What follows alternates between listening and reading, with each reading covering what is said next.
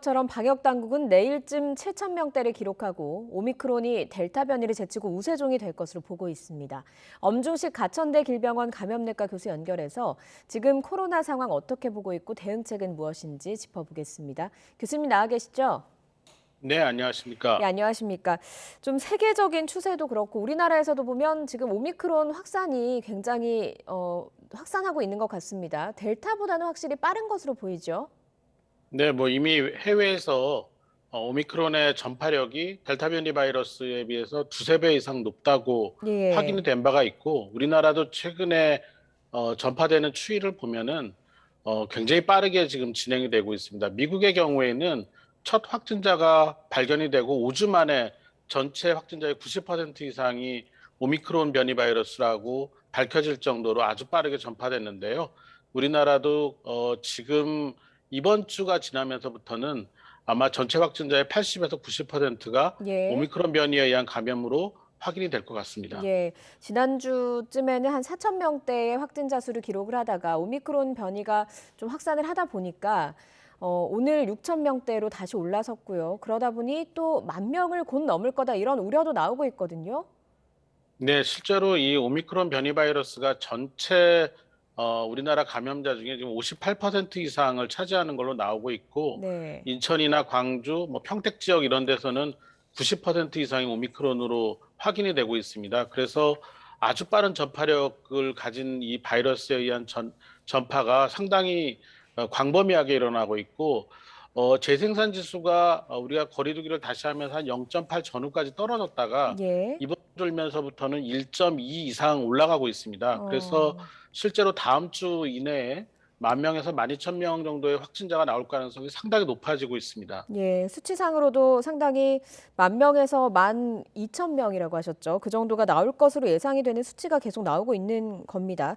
지금 문재인 대통령도 오미크론 변이가 우세종이 되는 게 기정사실됐다. 그래서 오미크론 대응 체제로 신속히 전환을 하라. 이렇게 지시를 했습니다. 저희가 8천 명대 육박하는 수준일 때도 사실 의료 체계나 이런 것들이 좀 빈틈을 보이지 않았습니까?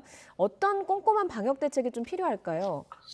아무래도 오미크론의 경우에는 델타 변이보다 경증 확진자가 많이 나올 가능성이 아주 높습니다. 그렇기 예. 때문에 지금 현재 재택 치료 시스템의 확충이 무엇보다도 필요하고요. 이 재택 치료의 대상이 되는 환자들의 분류, 그리고 이 팍스로비드 같은 경구 치료제가 필요한 사람들에 대한 그 처방, 그리고 여러 가지 그 생활 지원 물품의 전달 이런 것들이 짧은 시간 동안에 빠르게 이루어질 수 있는 인프라를 단단하게 갖추는 것이 무엇보다도 지금 필요하고요. 그 가운데서 또 이제 중환자들이 일정하게 1, 2주 후부터는 발생을 하고 늘어날 텐데, 여기에 대해서 중환자 이송 체계 그리고 중환자 병상의 원활한 운영이 또 한편으로 아주 중요하게 필요한 상황입니다. 예, 지금 그런 부분에 대해서 재택치료라든가 중환자 이송 체계라든가 이런 것들이 상당히 계속해서 지적이 되었고 문제가 되었잖아요. 이런 부분에 대해서 어느 정도 좀 현장에서는 좀 고쳐졌다, 수정이 됐다 이렇게 보고 계시는지요? 사실 재택치료와 관련돼서는 주도적으로 지자체가 주도적으로 일을 해야 되는데, 지자체마다 상황이 좀 많이 다른 것 같습니다. 예. 이 의학적인 모니터링을 할 그 의료기관의 확보, 의료인의 확보가 원활하게 잘 이루어지는 것도 있고, 속도가 상당히 느린 부분도 있고, 그 음. 다음에 생활지원 그 키트나 또는 산소포화도 측정기 같은 의료용 물품들을 배송하는 시스템이나 이런 것들도 확충이 필요한데, 이 예. 부분이 이제 전반적으로 좀 속도가 느리다라는 그런 어. 지적이 있는 상황입니다. 예, 속도를 좀 내야 될 필요가 있겠군요. 네, 그렇습니다. 예. 사실 이제 정부나 전문가들이 예상한 것보다 오미크론에 의한 유행의 확산이 1, 2주 정도 빨라진 게 사실입니다. 그렇기 네. 때문에 조금 더 우리가 인프라 확충과 관련된 노력을 박차를 좀 가야 되는 그런 상황입니다. 예, 알겠습니다. 정부 차원에서도 좀 발빠르게 움직이길 기대를 해보겠습니다. 반면에 위중증 환자요, 조금 줄어들기는 했습니다. 62일 만에 400명대로 떨어지긴 했거든요. 이걸 보면 좀 대응책 마련에도 도움이 될 것 같은데 어떤 데 가장 큰 이유가 있을까요? 지금 우리가 보고 있는, 지금 진료를 하고 있는 중증 환자는 델타 변이 바이러스에 의한 감염으로 인해서 한 1, 2주 이전에 그 중증으로 진행한 분들을 보고 있는 겁니다. 예. 그러니까 델타 변이 바이러스에 의한 감염이 계속 감소하고 오미크론에 의한 감염은 증가하는 그런 양상이기 때문에 당분간 뭐 1-2주 안에 다시 중환자가 많이 늘어날 것 같지는 않습니다. 음. 그렇지만 1주 내지 2주 사이에 확진자가 대량으로 발생하는 그런 상황이 누적이 되다 보면은 이 중환자 병상도 다시 차오를 가능성이 높고 그런 부분이 있기 때문에 지금 예. 확보하기로 되어 있던 중환자 병상들이 실제 운영에 아무 문제가 없도록 인력 음. 확충이나 기자재 장비들을 잘 갖출 수 있도록 점검하고 그리고 보완해야 되는 부분이 남아 있습니다. 예. 결국에는 확진자가 늘어나면 위중증 환자도 늘어날 수밖에 없기 때문에 대응을 해야 된다는 말씀이셨는데 앞에서도 설명을 해주셨지만 오미크론이 확산되면 경증 확진자가 좀 많아질 것으로 예상이 된다 이런 얘기를 해주시지 않았습니까?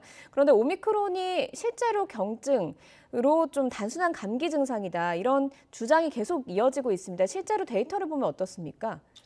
실제로 젊고 건강한 연령층, 그러니까 기저질환이 없는 그런 분들 같은 경우는 가볍게 넘어갈 가능성이 아주 높습니다. 예. 그런데 그렇게 중증화율이 낮지만 그럼에도 불구하고 고령층 그리고 면역 저하 질환을 포함하는 기저질환이 있는 분들 같은 경우는 여전히 이 중환자로 될 가능성이 있다라고 보고 있고요. 그게 델타 변이 바이러스보다는 한 3분의 1에서 절반 정도 가능성이 있기 때문에 예. 낮은 가능성은 아닙니다. 그리고 또 하나 문제는 지금 임산부 그리고 12세 미만의 어린이들에서의 접종이 거의 이루어지지 않은 상황이기 때문에 음. 여기서도 외국의 경우를 보면은 이런 어린이나 임산부에서의 중환자 발생이 우려되는 그런 데이터들이 나오고 있어서 예. 상당한 경계가 지금 필요한 상황입니다. 예, 그 KF94나 KF80을 오미크론을 막기 위해서 마스크로 쓰라 이런 이야기도 하고 재택치료 시스템을 확충하게 되면 KF94 마스크를 이제 그 동거인의 경우에는 쓰라고 권고를 하고 있다고 하는데 이게 뭐 비말 차단 마스크로는 안 되는 건지 혹은 KF94를 쓴다고 괜찮은 건지 좀 양비론이 있는 것 같거든요. 어떻습니까? 결국 마스크의 성능을 좌우하는 거는 특히 이제 오미크론과 같은 전파력이 강한 바이러스를 막아내려면 그 필터 기능이 확실한 마스크를 착용을 해야 됩니다. 그런데 예. 통상적으로 우리가 면 마스크나 아니면 일반적인 그런 덴탈형 마스크 같은 경우에는 이런 필터가 없기 때문에 이 필터가 음. 장착이 되어 있는 KF80이나 KF94 적어도 그리고 KFAD 같은 그런 마스크를 착용하는 것이 바람직하다고 지금 자료들이 나오고 있고 그래서 이 바이러스를 걸러내는 기능이 좀 충분하게 확인된 그런 마스크 착용이 현재로서는 필요한 상황입니다. 예, 알겠습니다. 필터가 반드시 들어간 마스크를 쓰는 것이 필요한 상황이라는 말씀이신 것 같습니다. 그리고 프랑스에선 이런 얘기도 나오더라고요. 오미크론이 성인에게는 선물이고 어린이에게는 악몽이 될 것이다. 앞서서도 지금 12세 미만의 접종률이 굉장히 낮은 점이 우려된다는 말씀을 하셨는데 이런 부분에 대해서도 좀 주장에 동의를 하시는지요? 그러니까 이제 어린이들에 대한 백신 접종을 이제 청소년도 마찬가지고 상당히 우리나라에서 논란이 많았습니다. 그런데 12세 이상의 청소년들은 상당히 접종을 많이 했습니다. 그런데 12세 미만의 연령대에서는 백신 접종을 아예 시작을 못한 그런 상황이기 때문에 이 연령대에서의 그 감염이 많이 발생할 수밖에 없고 그러다 보면 이 연령층에 있는 그 고위험군에 해당하는 어린이들이 중환자가 될 가능성이 많습니다. 미국이나 예. 유럽 데이터를 보면은 이 어린이들의 입원이 크게 증가하는 양상을 보이는 특징을 보이고 있기 때문에 우리도 상당히 주의를 기울이고 이 소아들 확진자들이 많이 발생했을 때 좀 빠르게 대응할 수 있는 그런 준비도 좀 갖춰야 되는 상황입니다. 예, 알겠습니다. 지금 오미크론 변이 확산으로 뭐 10,000명에서 12,000명 정도까지 당장에 나올 수 있는 뭐 지점이 있다라고 말씀을 하신 상황에 대명절이죠. 민족 대명절 설 연휴가 다가오고 있습니다. 물론 가족들이 조심을 하긴 하겠지만 코로나 2년 정도 지나면서 백신도 접종을 많이 했고 그러면서 또 모이지 않을까. 그래서 확진자가 크게 늘지 않을까 걱정되는 부분들도 있거든요. 어떤 점을 주의해야 되고 정부 차원에서는 어떤 대책이 좀 필요할까요? 일단은 그 고령층과 그렇지 않은 그 가족 간의 접촉이 좀 이번 명절에도 아쉽지만 많이 안타깝고 아쉽지만 좀 이루어지지 않았으면 하는 바람입니다.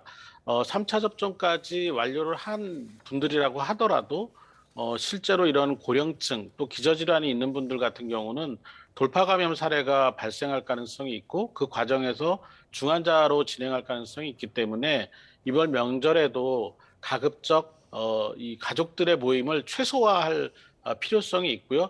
특히 증상이 있는 상태에서 이 부모님을 찾아뵙거나 이런 일은 꼭 좀 자제해 주셨으면 하는 그런 바람입니다. 예, 이번 설 연휴에도 부모님 생각해서 일단 거리 두기를 하는 게 중요하다. 안타깝지만 좀 이 위기를 좀 넘어가야 된다는 말씀이셨던 것 같습니다. 또 오미크론 확산세가 전문가들 예상보다 1, 2주 빠르기 때문에 대응을 잘해야 된다는 지점도 좀 정부 차원에서 눈여겨봐야 될 지점인 것 같습니다. 여기까지 듣겠습니다. 엄중식 가천대 길병원 감염내과 교수였습니다. 고맙습니다. 감사합니다.